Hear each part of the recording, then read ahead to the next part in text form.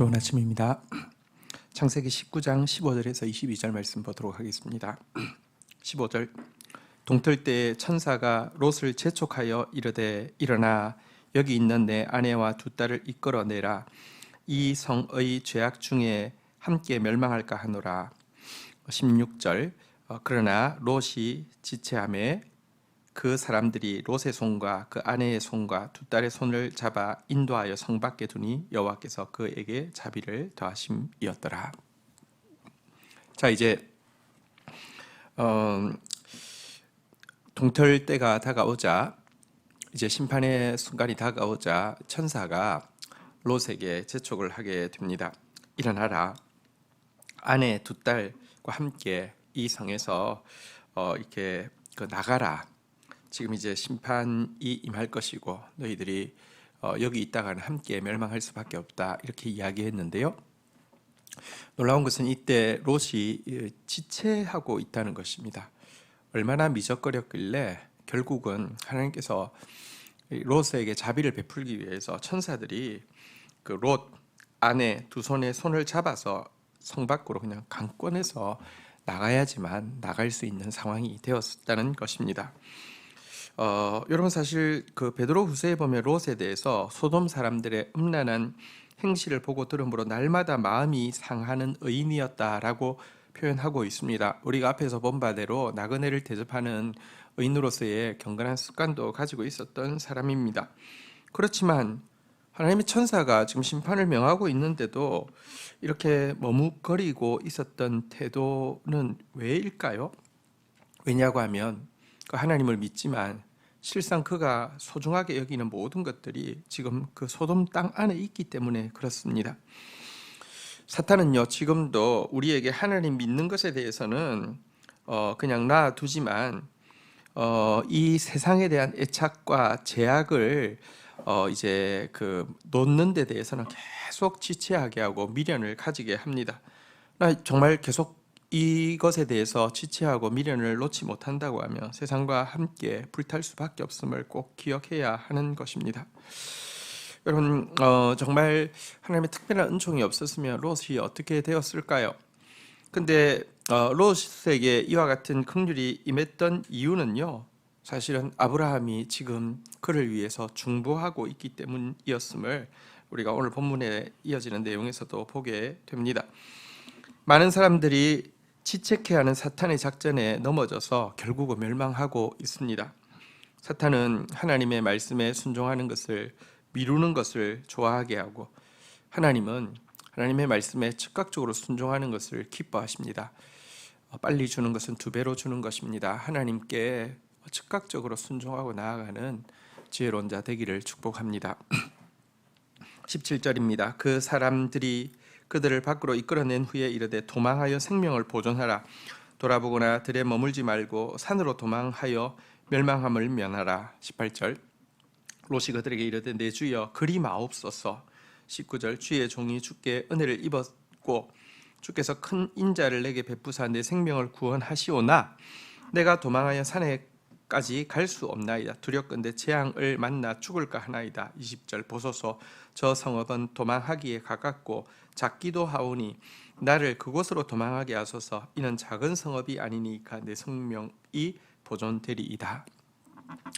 자, 은혜로 이끌어내시고는 하나님께서 말씀하셨습니다. 도망하여 생명을 보존하라. 돌아보거나 들에 머물지 말고 산으로 도망하여 멸망을 면하라. 산으로 도망하라고, 뒤돌아보지 말라고, 빨리 피신하라고 말씀하고 있는데요. 이것은 죄악된 도성으로부터 철저하게 결별하라는 의미이겠지요. 자, 그런데 이때 롯이 무엇이라고 이야기합니까? 내 주여 그리 마옵소서. 그렇게 하지 말라는 것입니다. 그러면서 주의 종이 주께 은혜를 입었고 주께서 큰 인자를 베푸사 내 생명을 구원하시오나 나는 산에까지는 갈 수 없습니다. 이렇게 이야기합니다. 힘들어서 못 갑니다. 멀어서 못 갑니다. 가다가 죽을지도 모릅니다. 그러니 하나님, 저기 좀 보십시오. 저 작은 성읍을 한번 보십시오. 여러분,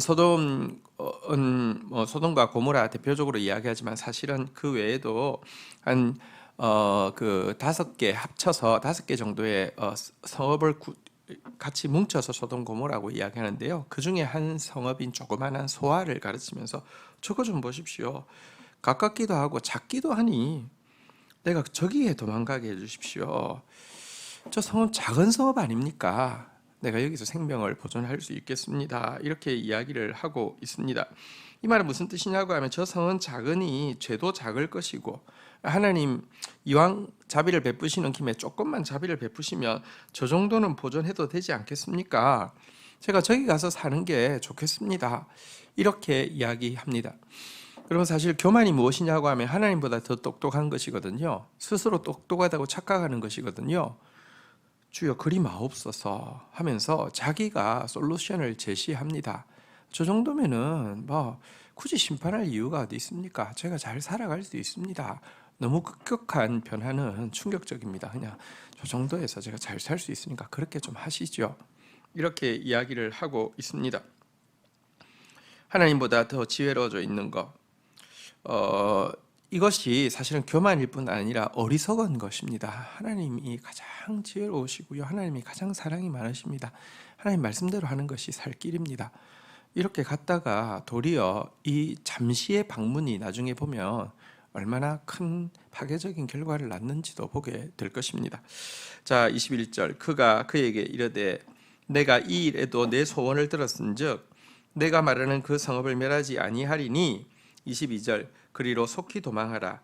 내가 거기 이르기까지는 내가 아무 일도 행할 수 없노라 하였더라. 그러므로 그 성읍 이름을 소알이라 불렀더라. 하나님께서 이 소원까지 들어주셨습니다. 참 하나님 속도 없으시죠. 참 롯이 지금까지 했던 모습들을 보면요, 그러니까 얼마나 죄악된 성읍에 살다 보니까 가장 가까운 사위 자리에까지 그의 말이 농담으로 들릴 정도로 영향력을 잃어버리고 있었고요. 멸망을 지금 임박했는데도 막 지체하고 있었고요. 하나님 앞에서 하나님보다 똑똑해져서 하나님 앞에 도리어 막 자기가 해답을 막 제시하고 그리 마옵소서 이렇게도 이야기하고요. 그래도 자비를 베풀어 주셨습니다. 하나님이 얼마나 우리가 멸망하기를 원치 않는지를 잘 보여주는 것이고요. 또 한편으로는 이때 아브라함이 계속 그를 위해서 기도하고 있었던 것을 이제 나중 본문에서 보게 될 텐데요. 기도의 힘이 얼마나 큰지도 보여주고 있는 것입니다. 그래서 그는 이제 소알이라는 작은 성읍으로 들어가서 이제 잠시 피신하게 되는데요. 여러분 처음부터 하나님 말씀 순종하는 것이 100번 1000번 잘했다는 것을 그가 스스로 알게 될 것입니다. 이 본문 말씀 앞에서 지체하는 모습은 없는지, 또 내가 하나님보다 더 똑똑해져 있는 모습은 없는지 돌아보는 하루가 되기를 축복합니다. 주신 말씀 붙잡고 기도하며 나가도록 하겠습니다. 하나님 감사합니다. 말씀에 순종하는데 즉각적인 자 되어지게 하여 주시고, 하나님 세속에 얽매여서 죄악을 놓지 못함으로 말미암아 계속해서 미련을 부리고 지체하는 그런 어리석음을 범하지 않도록 주여 인도하여 주시기를 원합니다. 하나님의 긍휼이 임하고 있음에도 불구하고 하나님보다 더 똑똑하여져서 내 주여 그리 마옵소서라고 하면서 스스로 해답책을 제시하고 있는 이 롯의 어리석고 교만한 모습을 보게 됩니다. 이런 모습 우리 안에 없도록 주님께서 긍휼을 베풀어 주시기를 간절히 간구하고 소원합니다. 주님 말씀대로 순종하는 것이 지혜이며 주님 말씀에 순종하되 속히 순종하는 것이 주님의 기쁨이요 우리의 기쁨인 것을 잊지 않는 저희들 되게 인도하여 주옵소서. 예수님의 이름으로 기도 올립니다. 아멘.